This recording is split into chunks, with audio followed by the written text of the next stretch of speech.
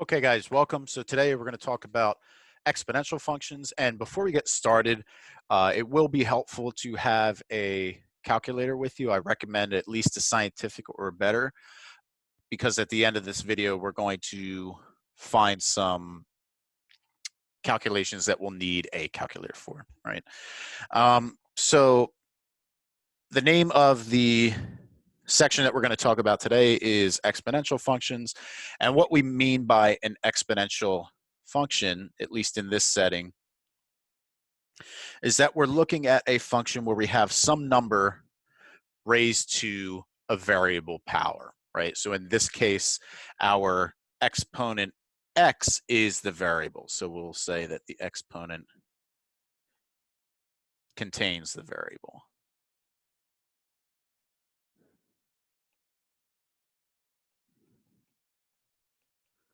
So that's sort of the key of what we're talking about here, right? Now, to be a little clear here, we also have some restrictions. We do require that A is positive. That way that we can avoid any sort of flip-flopping back and forth for negative numbers or powers of negative numbers. And we also require that A not be equal to 1 for the simple reason that 1 to any power is still 1, and that would just be a straight line, which we're not interested in, right? So, of course, here are some examples, but I think that will come into play when we actually graph a couple in just a moment here. Now, a quick couple facts about the graphs of exponential functions. First of all, you can plug in any number to an exponential function and get a number back, right?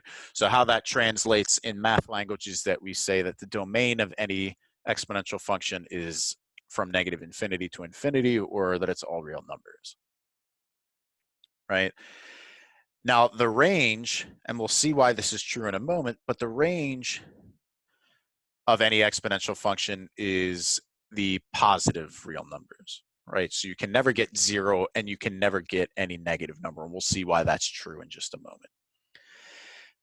Now, some 3 key points that you will always have on one of these exponential graphs is you'll always have the point -1, 1 over a. You'll also have the point 0, 1, and you'll also have the point 1, a. And I think the best way to see this is through an example. So let's go ahead and do one. So in this first example, we want to graph y equals 3 to the x. All right, and we're going to do this sort of naively. We're not going to know, we're going to pretend that we don't know what the 3 given points were, and we're going to find some values through a table. All right, so usually we can test -2, -1, 0, 1, and 2, and that will give us a pretty good idea as to what this looks like. Now, to get the hard part out of the way first, let's look at these negative numbers. So we're just plugging in a -2 in for x, so this translates to evaluating 3 to the -2 power. Well, what does it mean if we have a negative exponent? It means that it's really in the denominator. So this is really 1 over 3 squared, which is really 1 over 9. So that means that when we plug in -2, we get 1 over 9 to come out. So that means that we get a point that's just above the axis here. All right, let's look at the next point. So now if we plug in -1, we get a 3 to the -1. So of course, again, negative exponent, this means 1 over 3. So this will be a little bit higher, but still pretty close to the axis at -1. Now when we plug in 0, we get 3 to the 0, but anything to the 0 power, of course, is 1. So this means when I plug in 0, I get a point of 1. Now these positive exponents are nice and easy because this one is just 3 to the 1, which of course is 3. So when I plug in 1, I get a 3. And last but not least, let's see, what color can I use here? We'll use orange. So when we have 3 squared, that's just 9. So when I plug in 2, I get a 9, which I guess will be, let's see, 1, 2, 3, 4, 5, 6, 7, 8, 9. So somewhere up here. Okay, so of course we can connect these, make this look a little bit nicer, and if we do that, we will get something that looks like this.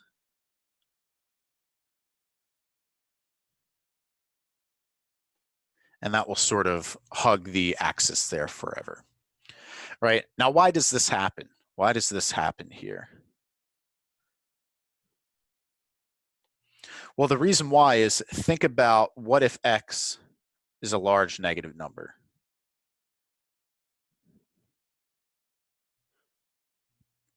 Let's see, eraser.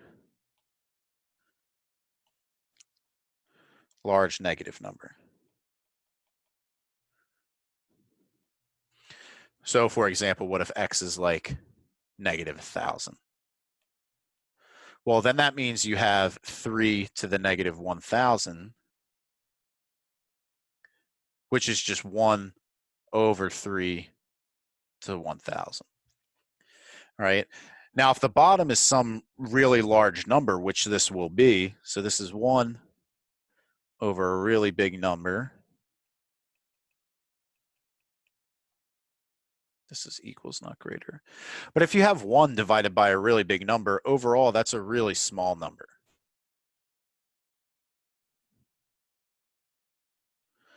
All right. However, it is still a positive number, right? So it's a really small positive number. So, and of course, this will happen no matter what large negative power your x is. So it will always be some really small positive number, but will never get to 0. And of course, if it doesn't get to 0, it can't become negative either. So this is always going to be positive, but you can essentially make it as small as you want to without it getting all the way to 0. And that's sort of the idea here. Okay, let's look at another example. So let's look at y equals 1/3 to the x power. And we'll do the same thing. We'll plot -2, -1, 0, 1, and 2. Well, if we plug in a -2, we get 1/3 to the -2. But if we have a fraction to a negative exponent, this is flip the fraction, use the positive exponent now. And this is 3 over 1, which is just 3. And if we square that, we get 9. So at -2, we have 1, 2, 3, 4, 5, 6, 7, 8, 9. So we have a point right here. Right? If we plug in a -1, we have 1/3 to the -1. So again, same idea. We'll flip this and use the positive number. So this is 3 over 1, which is 3, to the first, which is 3. So at -1, we have the point 3. 0 is always nice again because we have a 1/3 to the 0, and anything to the 0 power, of course, is 1. Right? And then when x is 1, we have 1/3 to the 1. And that would just be 1 to the first, which is 1, over 3 to the first, which is also 1. Or sorry, 3 to the first, which is 3. So when we plug in 1, we get 1/3. And last but not least, when we plug in a 2, we have 1 over 3 squared. So that's a 1 squared over a 3 squared, which is 1 over 9. So this will be just barely above the axis there. All right, so now again, we can connect this and make a smooth graph. And we will get something like this. And again, we saw before why that will always sort of hug the axis and never dip below it, right? So that's our graph. Now, one thing that you might notice here is that these graphs are sort of the opposite of each other, right? And that's because this inside here is the reciprocal of this one right here, right? And that brings us to our next point,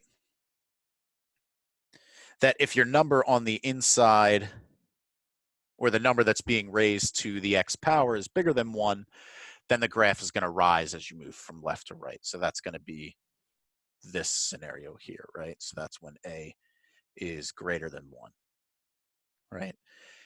And on the other hand, if your a is between 0 and 1, remember it can't be negative. If your a is between 0 and 1, or it's some fraction, that means that you're going to decrease as you move from left to right. So that's sort of one thing that we can note here. Okay. Anyway, let's do some actual examples where we're not looking at specifically just graphing one of these things. Okay, so in example 3, we have that Jennifer Hewlett told her daughter that if she did her chores, she would give her 2 cents the first week and double the amount each week for the next 10 weeks. So the number of cents her daughter would receive in any given week, W, can be determined by the function n of W equals 2 to the W. So if we want to determine the number of cents that Jennifer would give her daughter in week 10, right? Well, if the week is represented by W, then in week 10, we would want W to be 10, right? So then n of 10 would be given by 2 to the 10. And if you have a calculator handy, if you find 2 to the 10, that would give you 1024, right? Now, of course, this is in cents, right? So this is in cents. So to get this in dollars, we would move the decimal place over 2 spots. So this would translate to $10.24. All right, so that's the idea here. Okay, in example 4, sort of have a similar idea. We have that Ronald Yates just bought a new Jeep Compass for $22,000, and we're assuming that the value of the Jeep depreciates 20% per year. So then we can say that therefore the value of the Jeep is 80% of the previous year's value. And we can say that the formula for the value of the Jeep, where T is the number of years, that we have 22,000 times 0.80 T will give the value of the Jeep. So it gives value of the Jeep. All right. So for example, the first part of the question asks us to find the value of the Jeep 2 years from now. So that means we want to find V of 2. So then that means we do 22,000 times 0.80, and we just replace T with 2. All right. So of course, this is something that we will do in the calculator. So we do 22,000 times 0.80 to the second, and we'll get that this is $14,080. All right, so I would make sure that you can evaluate this on your own in the calculator. Second part of the question asks us to find for 8 years from now. So that's V of 8. So that's essentially the same thing, except now we want to replace T with 8, right? So if we do that in the calculator, excuse me, that's going to give us 3,690, so $3,690 and about 99 cents. I am rounding there, so I'll put approximately equal. So in 8 years, this value drops down to $3,691 essentially. All right, so that's what we're doing here.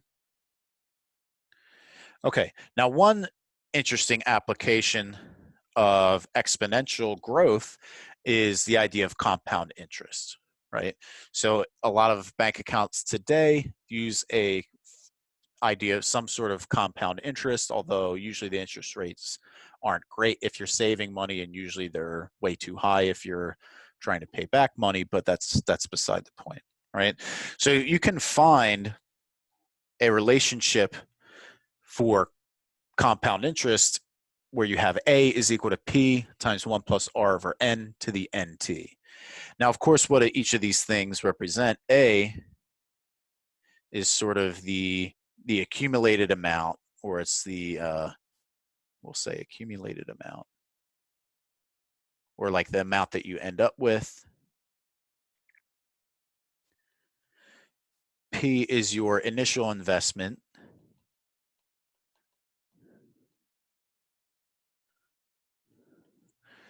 Your R is the interest rate as a decimal.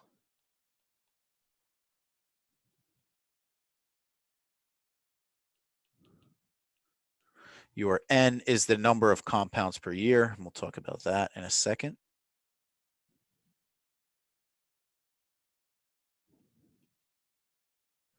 And your T is the number of years. Right. So as long as you have 4 out of 5 of these variables, you can solve for the other one. Now, of course, we're only going to talk about how to solve for A for now, but later on when we learn about logarithms, we'll be able to solve for some of the other variables as well.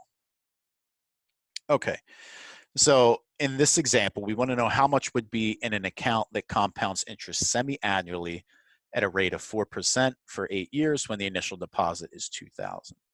So of course, the idea is we want to fill in what we know out of these 5 variables. So first of all, do we know A? Well, A is the accumulated amount, and that's what we're interested in finding, so that we don't know. That's what we're ultimately going to find at the end. Now our P here is our initial investment, which we are told that our initial investment is 2,000. So that's what our P value is. Now our R is our interest rate as a decimal. Our interest rate is 4%. And to make that a decimal, we bump the decimal spot over 2 slots. So that will give us a 0.04. Now for a number of compounds per year, they tell us that we are compounding semi-annually. So how many times a year does semi-annually happen? That's going to happen 2 times. So that tells us that N is 2. Right, and for example, if you had quarterly, that would be 4. Monthly would be 12, daily would be 365, and so on and so forth. And finally, we are also given that our T value, number of years, is 8. So we could say that T is equal to 8 here. So now we can use all this information to find out what our A value is. So of course we have A is equal to P, 1 plus R over N, all to the NT. So now we just fill in what we know. We have 2,000 times 1 plus R, 0.04 over N, so 2, and then 2 times 8 in our exponent. Now, if you're going to enter this in the calculator all in one shot, which I usually recommend doing, make sure that your exponent here is in its own set of parentheses, or else this calculation won't come out right. All right, but other than that, you shouldn't need any extra parentheses, but make sure the exponent is in parentheses.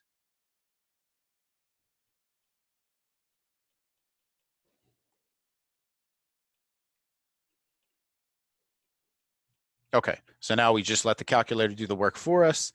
So we need to do 2,000 times 1 plus 0.04 over 2.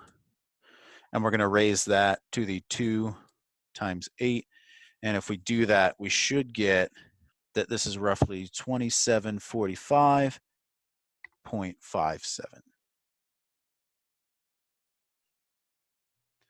So we get that after 8 years, we get roughly $745.57. All right, so that's an interesting application of this exponential growth here. Okay, so the next example that we're going to do is we're going to look at what's called carbon dating. And just as a little bit of background, carbon-14 is what's used by scientists and archaeologists to find the age or the approximate age of certain fossils and artifacts. And the formula that they use is this A is equal to A0 times 2 to the negative T over 5,600. excuse me. So A0 is sort of the amount of carbon that was in this fossil or artifact when it was originally formed. And A, what you're solving for, is going to represent what you have after T number of years have passed, right? So in this case, we're being given that 500 grams of carbon-14 were present when an organism died or when the fossil was formed. So we have that A0 is equal to 500. We want to know how many grams will be found 2,000 years later. So that means that T is equal to 2,000. So what we want to do is we're plugging in 500 for A0. So we have 500 times 2 to the negative T, which is 2,000, and then over 5,600. And again, you'll want this entire exponent in parentheses. All right, but now if we let the calculator do this, we'll get 500 times 2 to the, let's do parentheses, negative 2,000 divided by 5,600. And if we do that, we get that this is 390.35,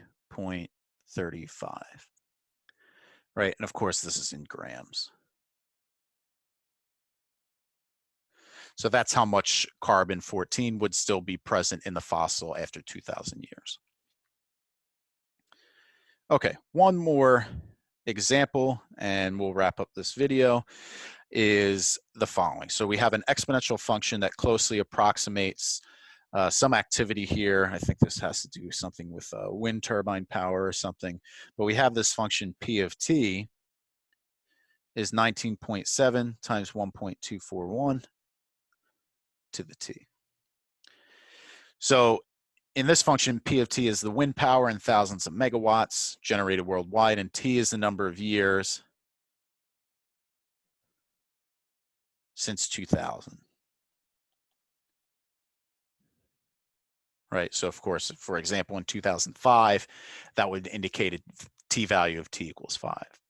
So what this question is asking us to do, it's saying to use this function to estimate the amount of wind power generated worldwide in 2015.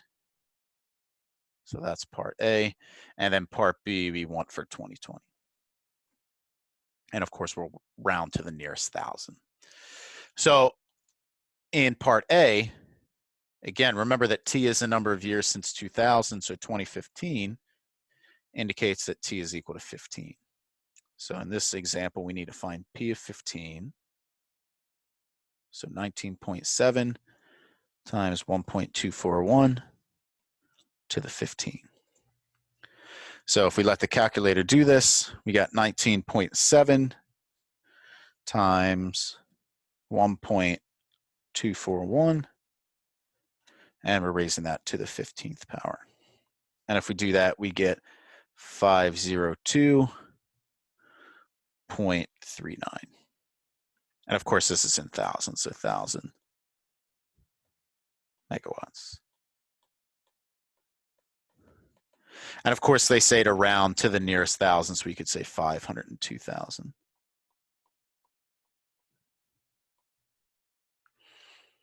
Right, for part B, very similar, except now t is 20. So we just need to find P of 20, which is 19.7 times 1.241 to the 20th power. So again, we just need to let the calculator do that. So if we go back and we replace our 15 with 20 this time, it looks like we're going to get that this is equal to 1478.77. So in this case, we would probably round up to 1479,000 megawatts. All right, so that's another interesting application problem for exponential functions.